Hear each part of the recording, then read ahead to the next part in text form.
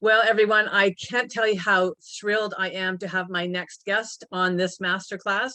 I would like to introduce to you Carla Mathis. Carla is a pioneer and sought-after trainer in the image industry. She is one of a few stylists to have worked and taught with Suzanne Cagle, the woman who pioneered image consulting.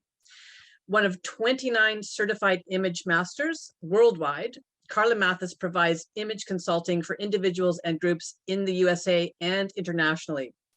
Her landmark book, The Triumph of Individual Style, has been used in design schools in the US and abroad, and has become the Bible of the personal image industry.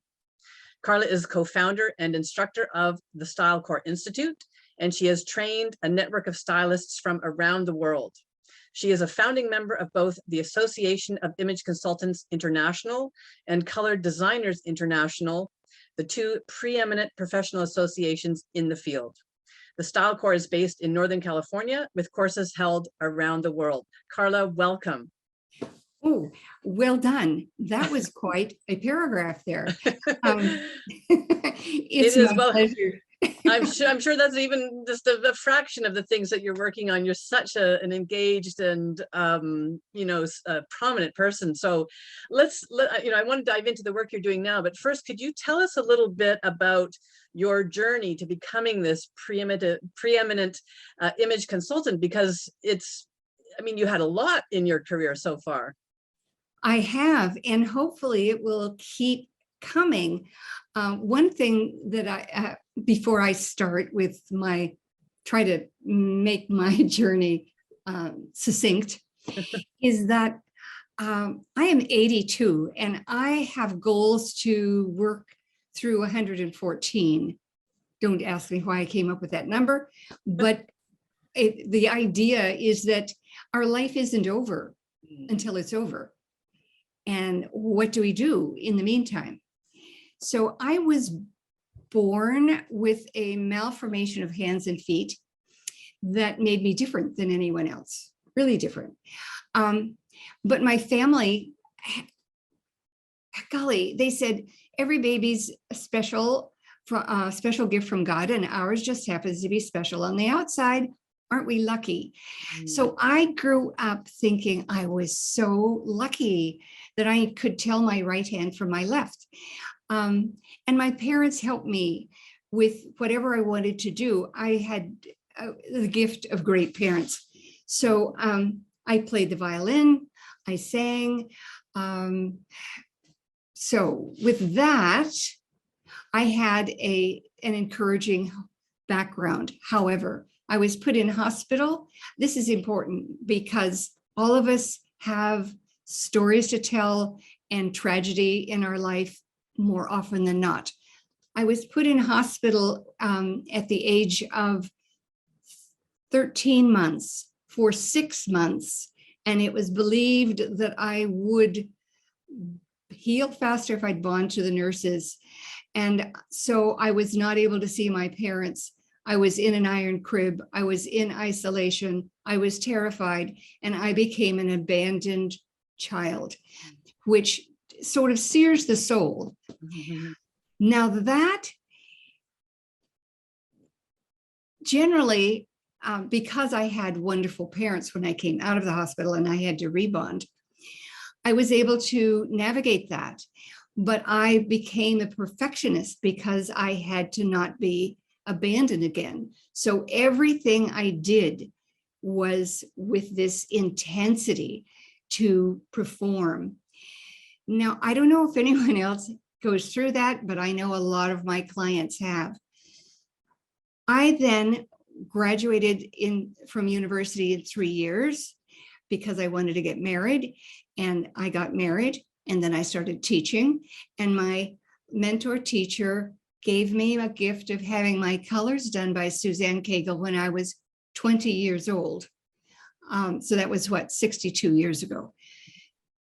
That changed my life. And I thought, oh, I'm recognized. Oh, yay. Someone sees me. And I started to just blossom. I wanted all the rest of my family to experience this. So I worked for her off and on when she would fly into town for 18 years. She thought that no one could do this work. And it's correct, no one could, because she did it completely intuitively. I realized when we moved with my husband's work to London and Germany that I could do this work. And I went, if I can do this work, other people can do this work. And so many women need this work, and men too, by the way. So in 1981, I left working with Suzanne and started my own company, and then started trying to codify what she said, but that's not what she did. And then for 2 years, I was trying to say, what is this work? How can I explain it in a book? I'm a self-taught interior designer, and there are books to learn interior design. There were no books to learn style or personal dressing. So in a flower arranging class in Georgia, US, I realized, oh my gosh, the instructor is criticizing or critiquing based on line, shape, color, form, texture, balance, all this. And I went, oh, that's it. That's what it is. So 8 years later, my book came out that showed through artworks from 17 museums around the world how to see the body as a work of art. I don't care how wide you are, thin you are, high you are, short you are, it doesn't matter.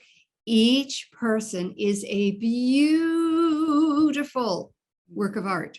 I love that. But we don't know how to access that or articulate that. And then, here I was merrily going on my way, being this cute little sort of Audrey Hepburn-esque 20-year-old. And I could manage that till I was 35. And then I became so engrossed in the writing and all, I became professorial. That wasn't very elegant. And then my family came alongside and said, Mom, this work has to get bigger than you. So, and you, you're becoming really invisible, Mom. And I went, really? And then I realized, yeah, really. My hair was kind of turning grungy, not black brown anymore, but not really gray. And oh yeah, I was getting some wrinkles, and I don't, what do I do about that? So they took me in hand, and I learned new skills. As I was teaching image consultants to use personal image as empowerment toward self-acceptance, body acceptance, confidence. I was teaching them, and I was learning at the same time about me. How can I work with my thinning hair? How can I show up with my gray hair other than granny style? How can I learn makeup skills? Oh my gosh, I got away with just slapping on some lipstick and putting on a little eyebrow pencil, and I was out the door. Can't do that anymore. So it was kind of humbling, and at the same time, exciting. I realized I can still be beautiful. I can still walk down the street or in the grocery store and have someone say, oh, I love your hair. And I go, oh, thank you. I do too. That means a lot that you say that. So we have to learn to, this is an aside, we have to learn to accept compliments. But anyway, we love compliments, right? So that's been my course. And now I'm all about giving this information so women can stand up and be and continue becoming. I know, Kip, we were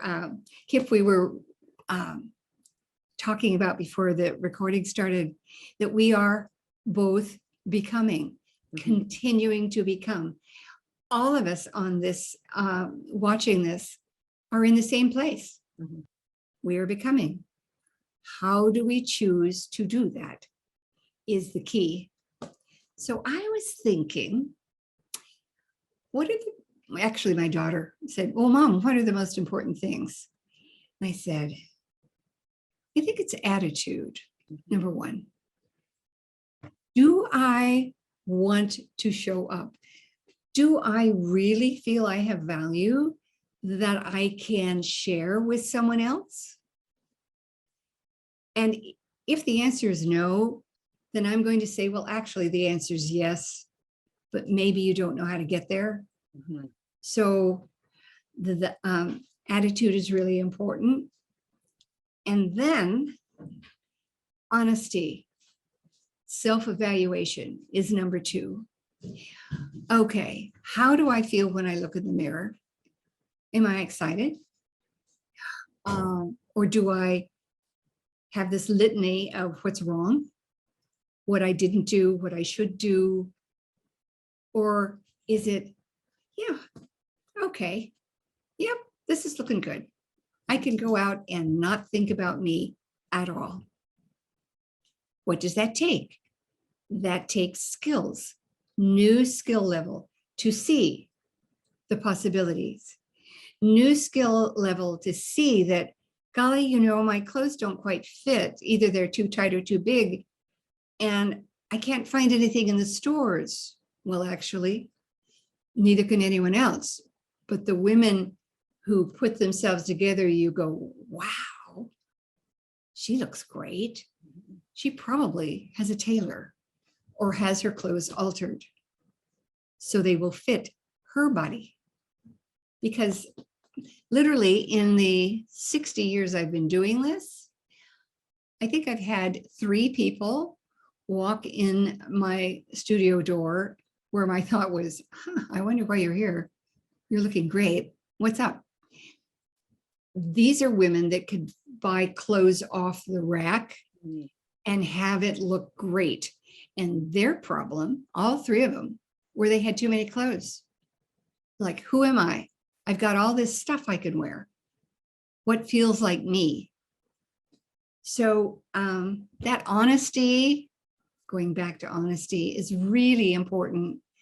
How do you feel about you? How would you like to feel about you? What are your goals in the future? Now, you might have physical limitations. That's okay. You could still be beautiful. I work with women in wheelchairs, women with cerebral palsy, so they look beautiful, whatever the condition. It's just an is. My hands are an is. No one cares, really. It's true. It's true, Carla. And you know that it's such a beautiful message and such beautiful work that you're doing. And it sounds as though when you start working with a client, you may start with, I suppose, her self-concept, her perception of herself. So if a woman comes to you, a new client comes to you, and she doesn't really know where to start, what is your starting point with her? It's so exciting. I came upon this about 5 years ago, maybe 7. I used to have people bring me pictures of things they loved. And this was for me. And then a dear friend and stylist that I trained said, oh, no, Carla. No. Those pictures that people bring tell you who they are. And I go, wow, you're right. So the first thing I do is I have people collect 5 to 7 images of nature, gardens, interiors, and no clothes that they feel are so beautiful. It just, makes their little heart go pitter pat. It's so great. And then I have them tell me what it is about those pictures that they love. And that tells me where to start. Okay. It tells them, my client, that they really know who they are. And that gives the encouragement. And then we do, yes, I do color. Yes, I do body shape and style. And I evaluate clothes they have, da, da, da, da. Generally, I like to go into the closet because that tells the story. And then if they need shopping, I do that virtually or in person. Now, based upon, because of the pandemic, I could not go everywhere anymore. So we developed these really exciting courses. I think the $1 Million Look is the one that is so amazing. It's a self-guided study, and then there are monthly checkups with us on, we work with the pictures. Mm-hmm. What does that say? Work with color, work with styles, work with contrast level. It's 7 steps in the $1 Million Look that you come out going, I know how to put myself together. And that's exciting. We do have, Kip, we have this stylecore.com/top 5, I think. That's a free guide on the 7 steps that really help you get started. Mm-hmm. So I encourage people to do that. And then I'm here. Erin, my daughter-in-law and partner, is here. I have trained people around the world. So on our website, you can find all the different stylists around the world, from Brazil to China to Singapore to Switzerland to all over England. Wow. So we want everyone watching to say, yes, I want to improve. I want to keep becoming. It's really, how much are you willing to learn? You know, I was just reading that it helps our brain to keep learning something. Definitely. So, you know, why not? learning how to put on makeup. And then, you know, I had one kind of makeup that just cracked and it looked awful. And I felt like I looked maybe my 114. And then I went back and got one that's really, really smooth and nice. And now I'm happy to put on makeup. So it can be a process of experimentation a little bit. And certainly as we're aging, I'm getting more and more silver threads through my own hair, and I'm going to just let it go gray naturally. And my skin, the quality of my skin changes. So I think we just have to know that as we go through our lives, that we will have to adjust colors and skincare regimens and so on. And that's okay. It's kind of fun, actually. I enjoy that. Carla, I'm interested to know how you would respond, because there will be people that believe appearance, makeup, clothing, and so on is a very superficial kind of thing to focus on. That's not my belief. What would you say? What is the value and the impact for a woman on her, you know, dressing, as you say, having that $1 million look? And the $1 million look doesn't mean you're dripping with jewels and Gucci and Chanel. It just means I would imagine you're wearing clothes that look beautifully tailored, appropriate for the occasion, they suit your body type and so on. So can you speak a little bit about the significance, the importance of style and appearance in our lives? You know, I struggled with that question for a number of years.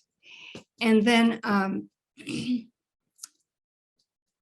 I realized that, well, I taught a seminar for a very fundamentalist Christian organization where all the women were in gray and looking really invisible. And I went, you know, tell me about, if you believe that God created the universe and had a relationship with the Israelites and gave instructions for the temple, which were down to the minutia of detail. Does it make sense that the Lord who created the universe, if you believe that, created you and are not as concerned with beauty? Mm. So it was interesting.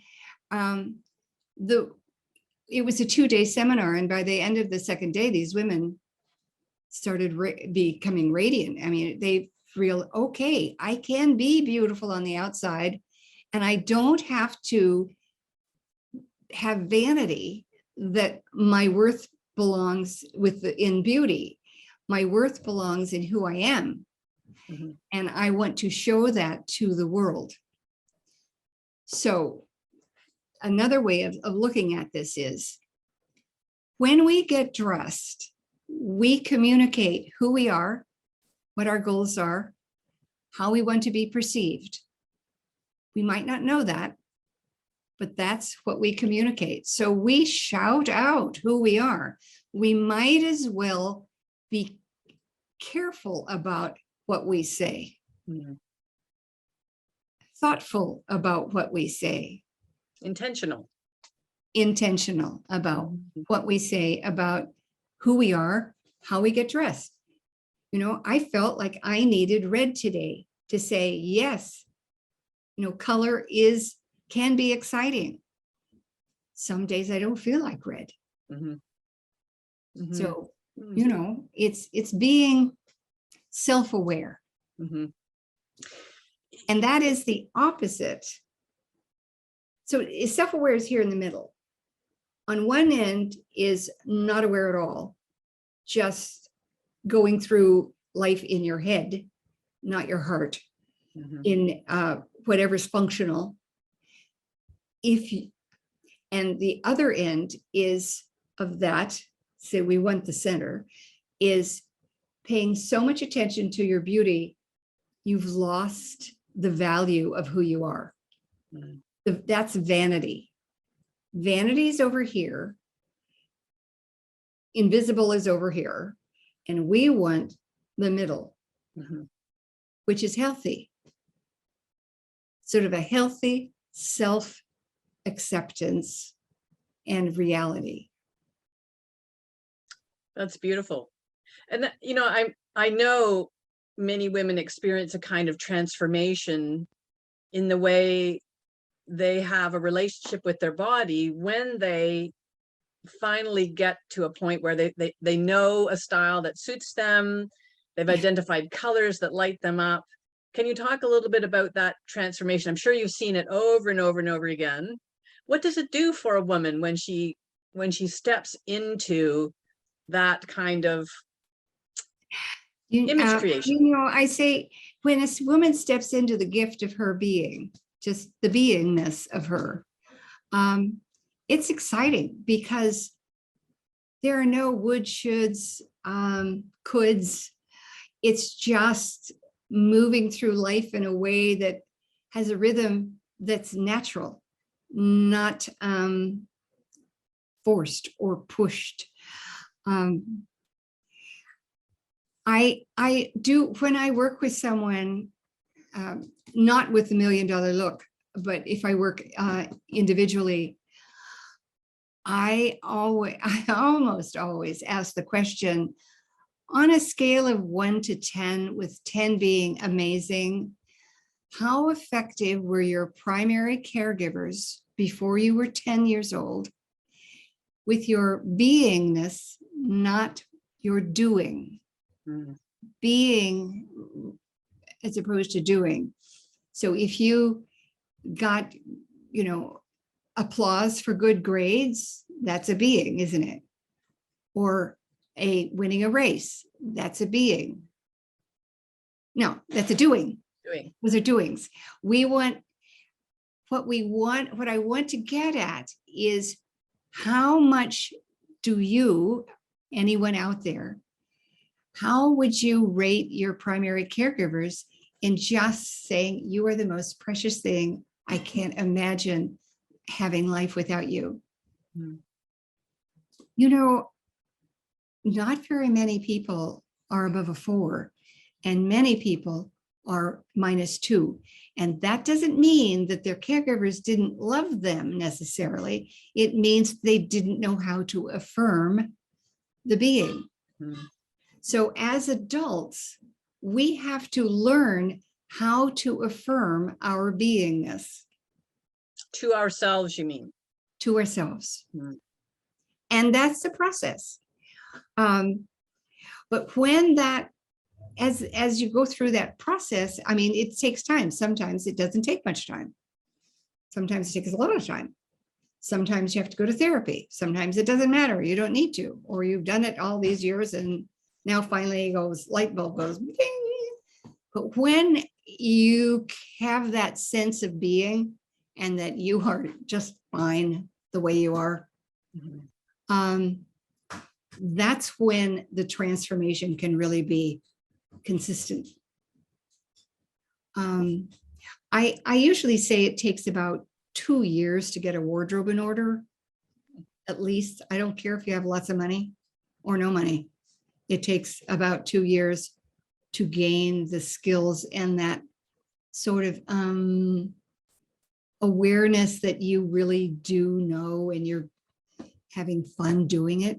Mhm, mhm. It's really fun, actually. Well, I Shouldn't- love it. And I think I've been putting together a wardrobe for probably most of my adult life. I know. How tall are you, kid? I'm 5'5", so I'm not tall. I always wanted to be tall. I did a lot of tall girl activities, but I'm very average in terms of height. Right. But I would suspect, just seeing you from here up, that it's not easy for you to find clothes. Is that true? Well, you know, I've learned myself to really pay attention when I'm looking for clothes, and I tend to spend a lot of time in consignment stores now, because Yes. it's, you know, it's like a treasure hunt, and I love it. And there are several good quality consignment stores around that I like to frequent. But I've learned to really be paying attention when I'm clothes shopping, because you know, I think our bodies tell us when we put something on and look in Oh, the they mirror, we do. know inside, this is right for me, this is not right for me. So I learned my style. I don't know how I would, probably bohemian would be the best thing to describe my style. And so I love finding treasures that really suit me. And so but I do have clothes that I've had, some of them 40 years almost, because I love them, I take care of them. They really feel like they express who I am. You know, that's great. Great sort of a goal for all of us is to have only things in our closet that we love. And yes, it does take being intentional. Mhm. You know, I'm a great consignment store shopper also. And you know, I have trouble finding clothes. I can always find it for somebody else. It's just harder for me because I'm still a perfectionist. That's something I continue to work on. But you know, it's really important to know when we look in the mirror and it feels right. Okay, here's another thing. I have also found that mirrors sometimes lie. So it's really important to take a picture of a selfie of you full, you know, in the mirror, and then have someone take a picture from the side and from the back. Mm. So you see that outfit from all angles, and you'll be able to see what's working and what needs tweaking, or maybe passing along. Mm. So Yes. as women, we tend to be not quite comfortable with letting things go if we've paid for it. So we have to be ruthless Mm. in saying, this doesn't feel right. This doesn't look right. This isn't quite what I had intended. It needs to go to someone else. Someone else can love it. I don't love it, but someone else will. So I'll Yes, pass that's that it. on. Yeah. Exactly. Perfect. That's Yeah. it. Oh, Carla, I can't believe how quickly the time is going by here. There's so many things I want to ask you, but let me just say, you are such an inspiration for a woman who is as vibrant and engaged, and you're still creating, you're still becoming. I love that. I love that term, because that's something any woman, any age, we are all, as you said so beautifully, we are all in a process of becoming that never stops in our lifetime. And certainly, when we reach our middle years, or the second act, whatever term we want to use for it, it's really not a time of gradual decline. It's really a time of opening up and of possibilities, and you embody that so beautifully. So I really want to thank you, and let me invite you to share with the audience your gift for our participants. The gift is a free guide with the top 5 steps to up-level your image right now. It's free. Let's see, do you have that link, Kip? Yes, and I will be putting the link. It goes in the email, so everyone will have seen that when the information released about this interview, so everyone has it. Yes, that's perfect, and thank you. Very generous gift. I know everyone's going to find that really, really useful. Well, I hope everyone really does it. It really works. So it's easy. It's easy peasy. So Kip, I can't thank you enough for this opportunity to share yours and my goal to let the world know that, 1, they are really beautiful. 2, they really have value. 3, we are waiting for what's going to come in the future. Absolutely. That is so beautifully put. And we all have a light, and it's our job to let it shine as brightly as possible. And you are doing that so well. I love it. Thank you. Thank you Thank for your light, and thank you for letting me shine mine. It's been my pleasure. Thank you so much, Thank Carla. you. Take care.